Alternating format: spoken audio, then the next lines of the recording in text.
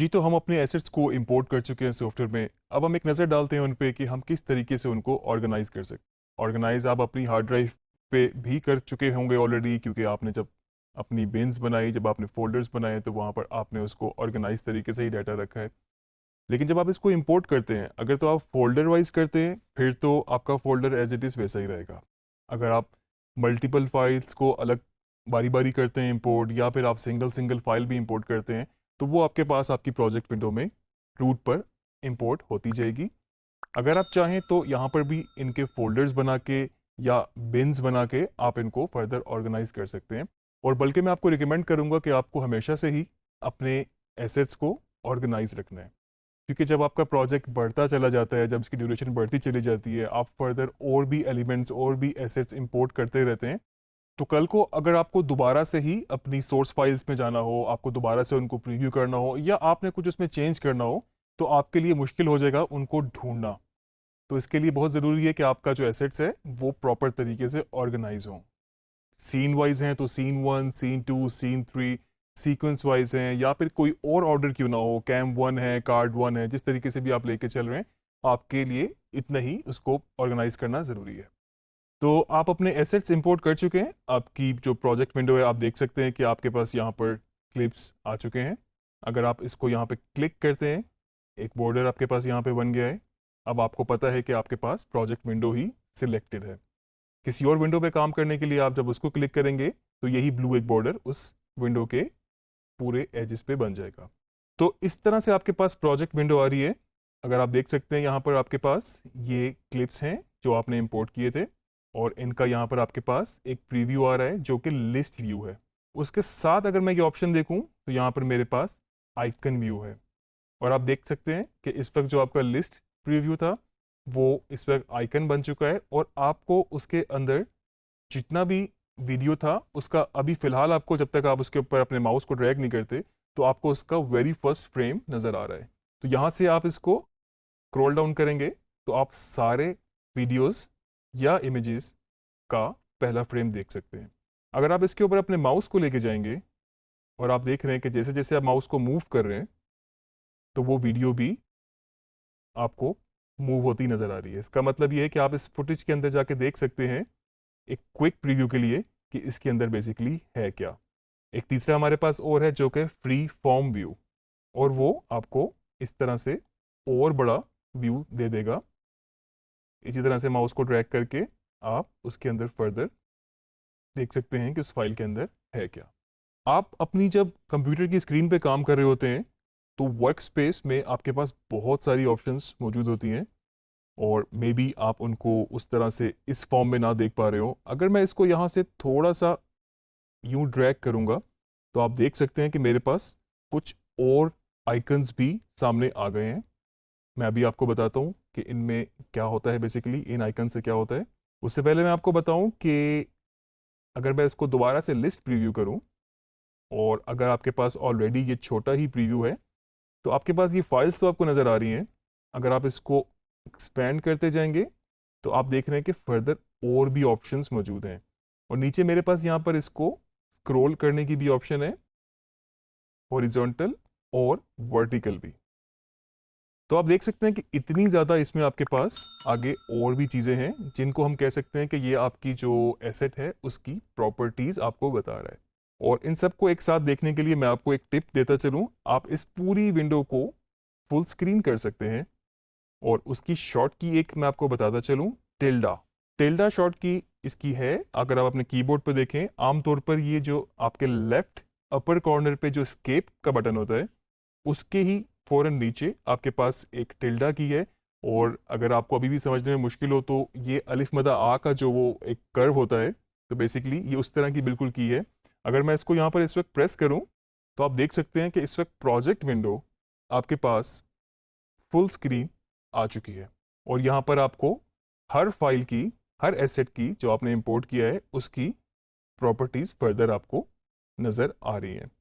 और इसकी प्रॉपर्टीज़ में ये आपको बता सकता है कि इसकी ड्यूरेशन कितनी है, इसके फ्रेम रेट कितने हैं, इसकी रेजोल्यूशन कितनी है, और अगर आपने इनको सिलेक्ट किया हुआ है इन आउट लगा के, जो कि हम आगे जाके देखेंगे, उसकी ड्यूरेशन कितनी सिलेक्टेड है, तो वो सारी चीज़ें आपको यहाँ पर बता सकता है।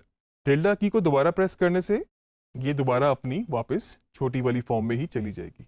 यहाँ पर आपके पास सर्च की भी एक बार बनी हुई है।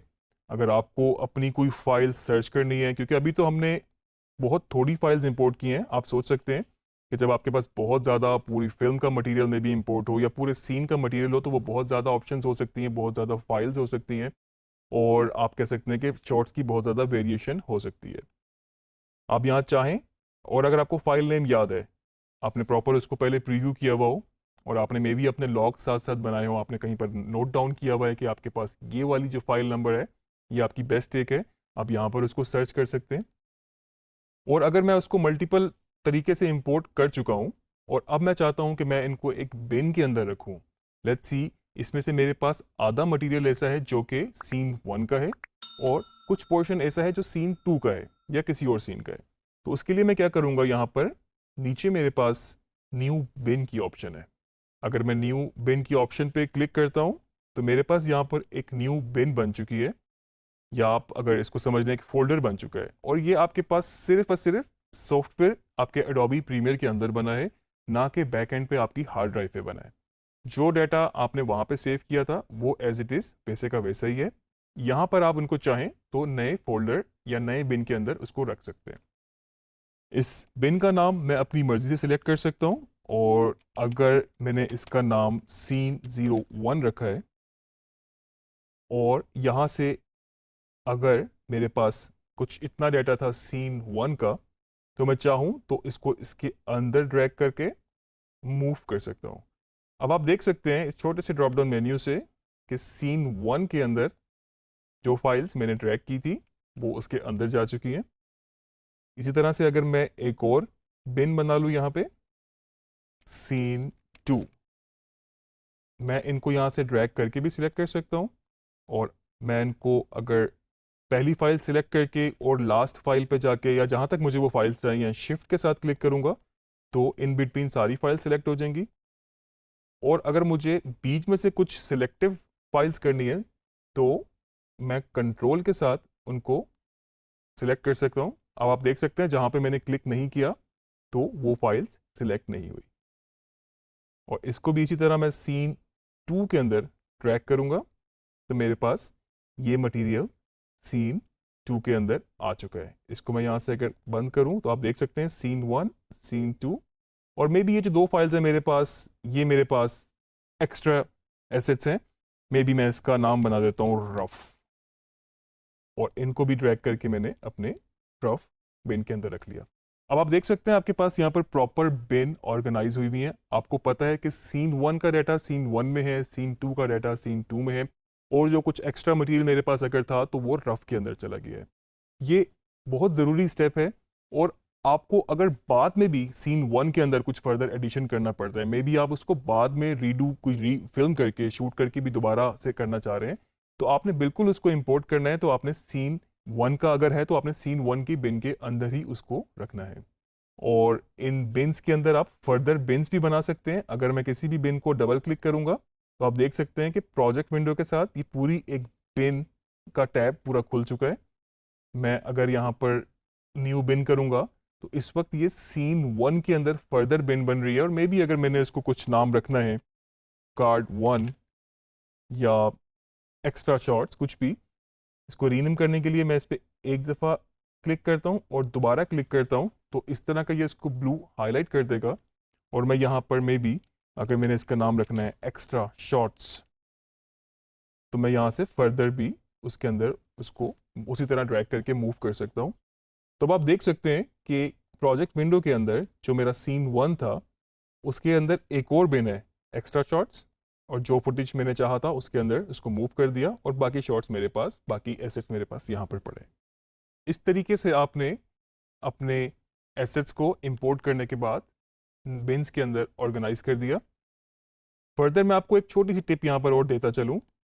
अगर आप यहाँ पर इसको स्क्रॉल डाउन करके देखते हैं तो आपके पास इस तरह से फाइल्स आ रही हैं, और इनके साथ एक कलर आपको नज़र आ रहा है। तो ये बेसिकली क्या है, ये इनका लेबल है।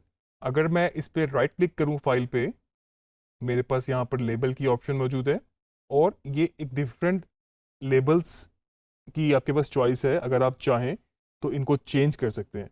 और इसका फ़ायदा क्या हो सकता है आपको, मिसाल के तौर पे अगर इसको मैंने यहाँ से फॉरेस्ट सिलेक्ट कर लिया, अब आप देख सकते हैं वो जो पहले कलर था, पर्पल सा मूव सा कलर था, तो वो इस वक्त यहाँ पर ग्रीन हो चुका है क्योंकि हमने इसको फॉरेस्ट सिलेक्ट किया था।